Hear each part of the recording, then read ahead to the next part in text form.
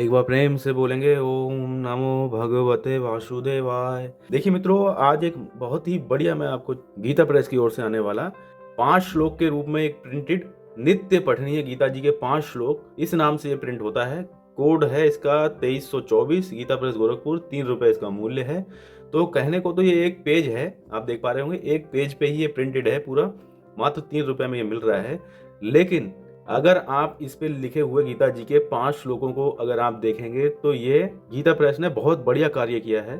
जो गीता जी के ये 5 श्लोक बहुत बढ़िया श्लोक हैं। अभी मैं आपको इनका अर्थ भी समझाऊंगा जो यहाँ पे प्रिंट करके दिए हैं। आप अपने घर में कहीं पे इसको अपनी कंप्यूटर की टेबल के पास में या फिर अपने मंदिर में या अपने ऑफिस में कहीं भी इसको आप लगा लीजिए। धीरे धीरे धीरे धीरे ये आपको कंठस्थ होते चले जाएंगे। इनका अर्थ मैं अभी आपको समझाता हूँ। और पेज बहुत बढ़िया क्वालिटी का ये पेज है और पूरा फोटो पेपर पे ये पेज है और काफ़ी बढ़िया तरह से इस पे प्रिंट किया गया है। यहाँ पे कृष्ण भगवान जी की बहुत सुंदर सी यहाँ पे एक फ़ोटो छापी गई है। कोड दिया गया है 2304 और एक ही पेज है। यहाँ पे देखिए, अब श्लोकों की बात करते हैं। नित्य पठनीय गीता जी के 5 श्लोक यहाँ पे दिए गए हैं। श्लोक देखिए 1 2 3 4 5 सभी की सभी अलग अलग कलर में है। और अब मैं ये श्लोक आपको दिखाता हूँ कि कहाँ पे ये श्लोक आपको मिलते हैं। तो इसके लिए देखिए एक छोटा संस्करण यूज कर रहे हैं श्रीमद् भगवत गीता जी का। ये भी गीता प्रेस की ओर से ही आता है। तो देखिए यहाँ मैंने ये पहले से ही इसमें बुकमार्क लगा रखा है। तो जब हम इसको यहाँ से हटाते हैं तो यहाँ पे देखिए अध्याय 4 है और श्लोक संख्या 6 है। तो अध्याय 4 में आपको श्लोक संख्या 6 में श्री भगवान के जन्म की अलौकिकता के विषय में जानकारी मिलती है, जिसमें सबसे पहले शुरुआत होती है 6 नंबर श्लोक की। यहाँ देखिए जो श्लोक ये इसमें भी प्रिंटेड है वो सबसे पहले अजो अपि, यहाँ पे सबसे पहले है लिखा हुआ। तो यहाँ पे भी देखिए अजो अपि है। अब देखिए यहाँ पे अगर आप शुरुआत से ही पूरा पढ़ेंगे तो हो सकता है यहाँ पे उच्चारण में कहीं भी गलती होने की संभावना हो। तो इसके लिए हम क्या करेंगे, इसका जो संधि विच्छेद वाला पूरा करके यहाँ पे दिया गया है रूप, इसको पढ़ेंगे। तो इसके पीछे हम यहाँ पे रख लेते हैं इसके मूल रूप को और यहाँ पे उच्चारण के लिए ये पढ़ेंगे। तो ये देखिए आप इन 5 श्लोकों को पढ़ेंगे, सबसे बाद में ये वाले श्लोक का जिक्र करेंगे। यहाँ पे अजो अपि आपको दिख रहा है, यहाँ पे है अजा अपि। तो इसको इकट्ठा में पढ़ेंगे। अजा अपि सन अव्ययात्मा, सन अव्ययात्मा भूतानाम। यहाँ पे देखिए यहाँ तक पढ़ेंगे आप भूतानाम। उसके बाद ईश्वरा, तो यहाँ तक ईश्वरा, फिर अपि सन। तो ये 4 अक्षर मिला के यहाँ से यहाँ तक ये बैठ रहे हैं। तो शुरुआत देखिए अजो अपि सन अव्ययात्मा भूतानाम ईश्वरः अपि सन। फिर इसके नीचे की लाइन देखिए, पढ़िए। प्रकृतिम स्वाम अधिष्ठाय संभवामि आत्माया। यानी यहाँ पे देखिए इकट्ठा पूरा ये पूरा वर्ड दिया गया है और यहाँ से यहाँ तक ये दिया गया है। तो अब इसका अर्थ पढ़ते हैं। देखिए अर्थ पढ़िए। यहाँ संस्कृत के शब्द लिखे गए, यहाँ पे ये पूरा हिंदी में अर्थ लिखा गया। तो अर्थ देखिए, पढ़िए। मैं अजन्मा और अविनाशी स्वरूप होते हुए भी तथा समस्त प्राणियों का ईश्वर होते हुए भी अपनी प्रकृति को अधीन करके अपनी योग माया से प्रकट होता हूँ। तो इसका ये अर्थ है। और इसकी अगर आप व्याख्याएं पढ़ेंगे अलग अलग महापुरुषों की तो बहुत ही गहराई से आपको समझने को मिलेगा।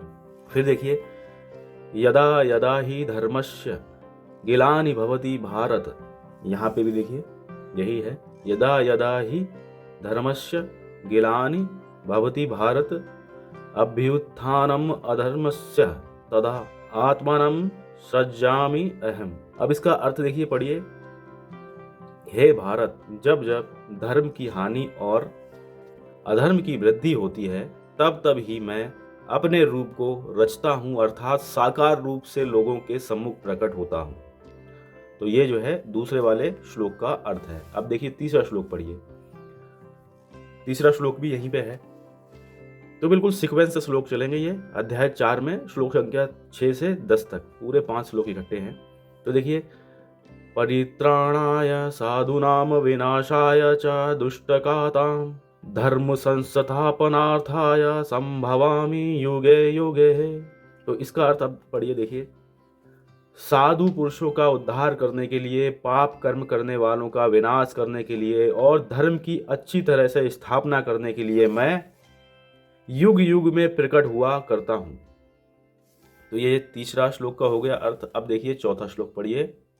जन्म कर्म चा में दिव्यम एवं यावेति तत्वता त्यक्त्वा देहम पुनः जन्म न येति माम येति सा अर्जुन। तो अब इसका अर्थ पढ़ते हैं। हे अर्जुन, मेरे जन्म और कर्म दिव्य और निर्मल और अलौकिक हैं। इस प्रकार जो मनुष्य तत्व से जान लेता है वह शरीर को त्याग कर फिर जन्म को प्राप्त नहीं होता, किंतु मुझे ही प्राप्त होता है।